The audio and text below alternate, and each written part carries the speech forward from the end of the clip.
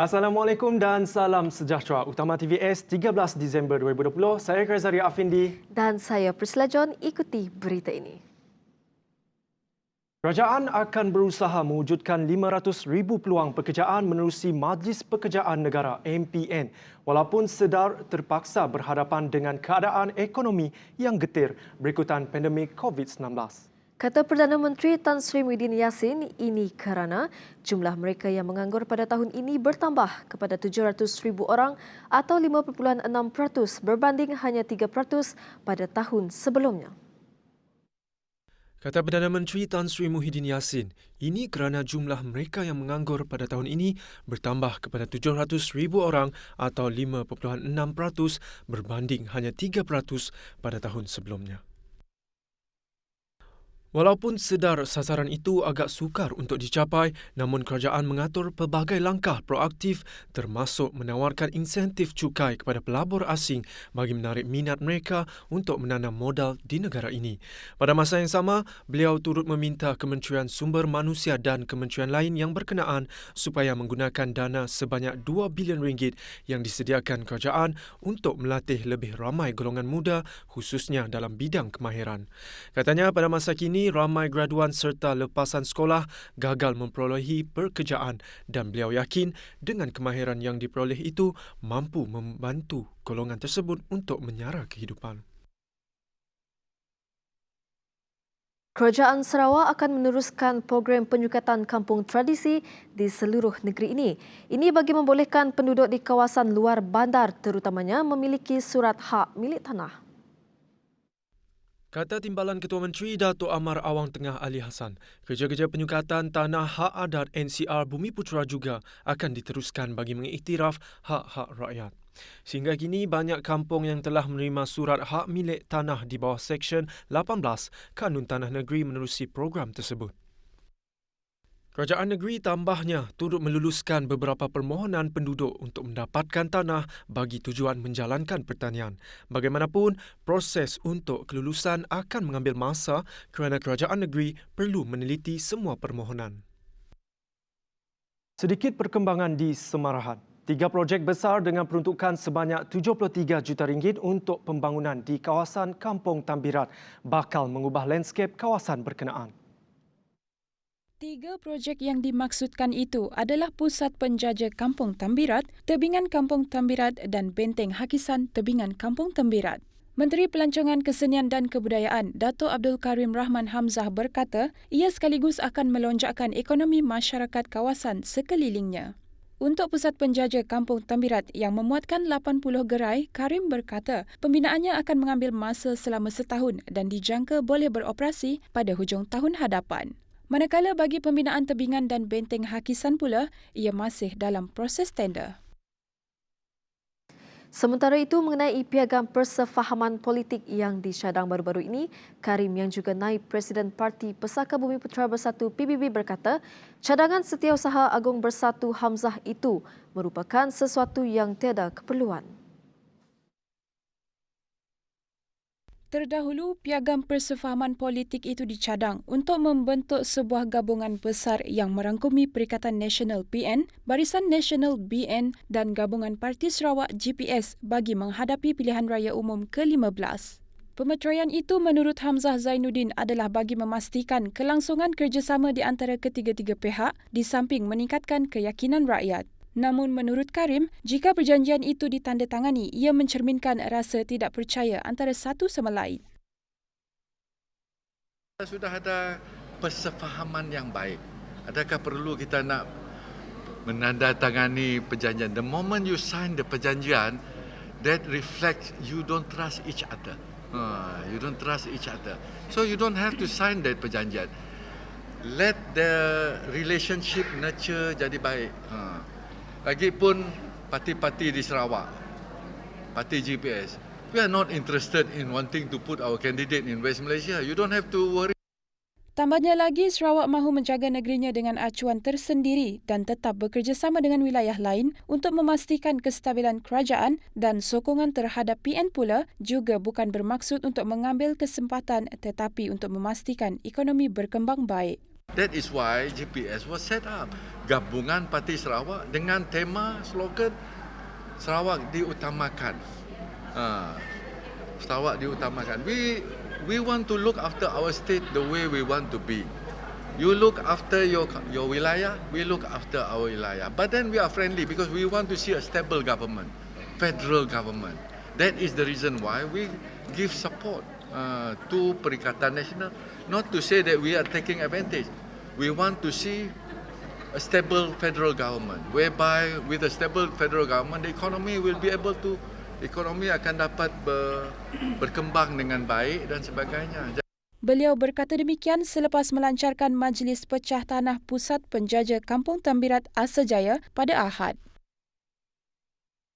Seterusnya, Menteri di Jabatan Ketua Menteri Integriti dan Ombudsman Datuk Talib Zulkifli menyifatkan pertanian moden boleh dijadikan sumber pendapatan berbanding sekadar kegunaan sendiri. Mengambil contoh hasil tangkapan ikan, beliau berkata kalau dahulu biasanya ia dimasinkan untuk kegunaan sendiri, tetapi sekarang keadaan telah berubah kerana produk pertanian dan hasil laut boleh dijual dengan harga yang tinggi. Sekarang semua jadi duit.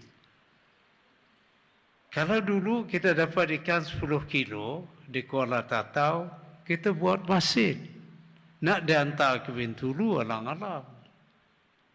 Kalau dapat ikan terlalu banyak, tak ada orang beli, harga turun buat masin. Tapi sekarang kita lihat keadaan sudah berubah. Kalau ikan banyak, kita telefon saja. Ada orang nak beli. Bermakna nilai tidak turun. Tambah Talib, suatu ketika dahulu pertanian yang diusahakan hanya untuk keperluan sendiri. Tetapi sekarang ia sumber pendapatan yang mampu meningkatkan taraf hidup pengusahanya. Itulah saya yakin penduduk Kuala Tatau dan sekitarnya mempunyai ciri-ciri perniagaan. Mereka suka berniaga. Dapat ikan, dapat dijual. Dapat bubuk, petak belasan, petak pit, laku. Semua menjadi hasil dan duit. Beliau kata demikian ketika berucap merasmikan Agriculture Community Outreach Program Agrikrop di Dewan Masjid Al-Amin Kuala Tatau Bintulu pada Sabtu. Justru beliau berharap pengusaha yang benar-benar mengusahakan pertanian diyakini mampu mencapai kejayaan hasil bantuan dan khidmat nasihat daripada pihak berkaitan. Kita bertemu kembali. Kerajaan bercadang tingkat pembelian vaksin COVID-19 untuk menampung keperluan imunisasi hingga 70% berbanding kuantiti asal sebanyak 30%. Menurut Perdana Menteri Tan Sri Muhyiddin Yassin, Malaysia telah mendapat 30% vaksin dan beliau telah mengarahkan Menteri Kesihatan Datuk Seri Adam Baba dan Menteri Sains, Teknologi dan Inovasi Khairi Jamaluddin untuk berunding supaya dapat meningkatkan peratusan vaksin kepada 60 atau 70%. Ini kerana terdapat beberapa negara yang membeli vaksin itu dengan sesetengahnya memperoleh kuantiti yang melebihi jumlah penduduk negara mereka. Bagaimanapun, Muhyiddin menambah, bekalan vaksin itu akan dihantar secepat mungkin ke Malaysia dan dijangka diterima pada Mac tahun hadapan. Ini perkembangan COVID-19 di Malaysia. 1,229 kes baru COVID-19 direkod di Malaysia pada Ahad. Jumlah kes kumulatif kini mencecah 83,475. Kata Ketua Pengarah Kesihatan Tan Sri Dr. Nur Hisham Abdullah, pada Ahad juga 1,309 kes telah pulih dan 4 kematian dilaporkan. Sementara itu, tiada kes positif dilaporkan di Sarawak pada Ahad. Jumlah keseluruhan kes positif COVID-19 di Sarawak kekal 1,075 kes. Kluster Wisma Saberkas juga diisytihar tamat. Jumlah kluster aktif berbaki 2 iaitu kluster Besi dan kluster Green Hill. Agensi Penguatkuasaan Maritim Malaysia APMM merampas 2,018 kilogram dadah dipercayai metafetamin bernilai 105.9 juta ringgit. Turut ditahan seorang lelaki di kedudukan 5.3 Batu Nautika Selatan, Pulau Kendi berhampiran Teluk Kumbar, Pulau Pinang. Ketua Pengarah APMM Datuk Muhammad Zubil Matsum berkata, rampasan dadah itu adalah yang terbesar dalam tempoh 13 tahun penubuhan agensi tersebut. Tambahnya, pasukan APMM mengesan bot tersebut yang berada dalam keadaan mencurigakan di perairan Pulau Kendi pada 11.30 pagi sebelum diekori rapat oleh bot agensi berkenaan. Pemeriksaan ke atas bot yang dipandu suspek menemukan 130 guni mengandungi 1,998 paket teh Cina yang sebenarnya mengandungi dadah dipercayai dibawa masuk dari negara jiran. Suspek yang diberkas itu berperanan mengambil dadah di perairan antarabangsa dengan bayaran RM5,000 hingga RM10,000 bagi setiap perjalanan.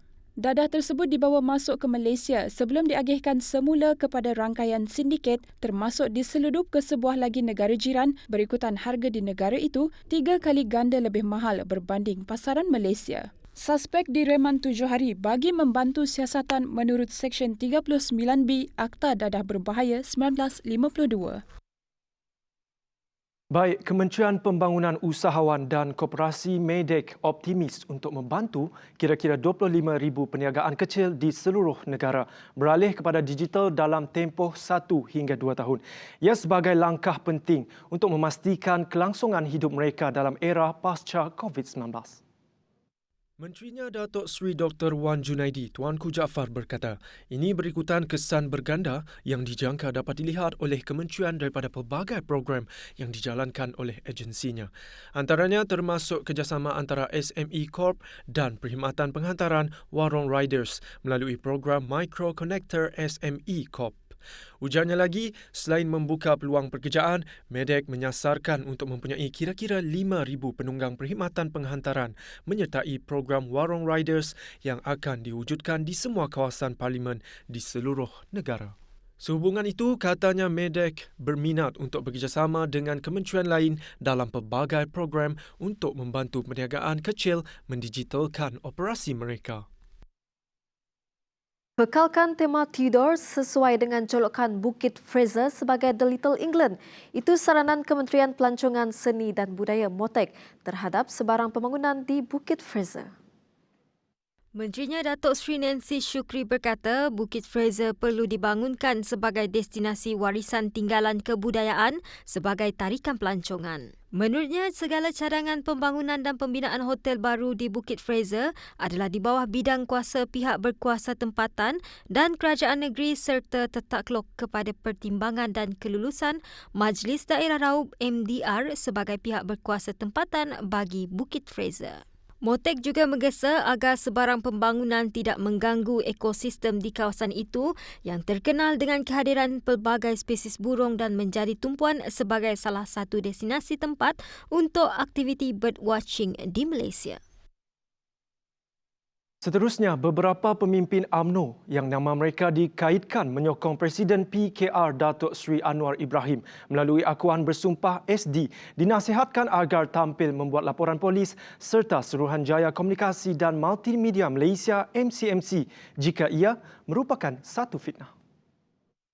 Setiausaha Agung Barisan Nasional BN Tan Sri Anwar Musa berkata, jika benar sekalipun pemimpin berkenaan perlu berterus terang kepada rakyat kerana jika tidak, ia boleh memberikan kesan buruk kepada parti. Tindakan menyokong ahli Parlimen Port Dickson itu bukan keputusan parti sama ada majlis tertinggi mahupun daripada Muafakat Nasional atau Perikatan Nasional PN dan tidak ada sebarang pun perbincangan untuk menandatangani SD berkenaan. Tegasnya ahli parti agar mengikut keputusan parti dan bukan mendahului keputusan peribadi. Beliau berkata demikian sebagai mengulas dakwaan yang menyatakan terdapat individu dalam kalangan ahli Parlimen UMNO memberi sokongan kepada Anwar untuk membentuk kerajaan baharu.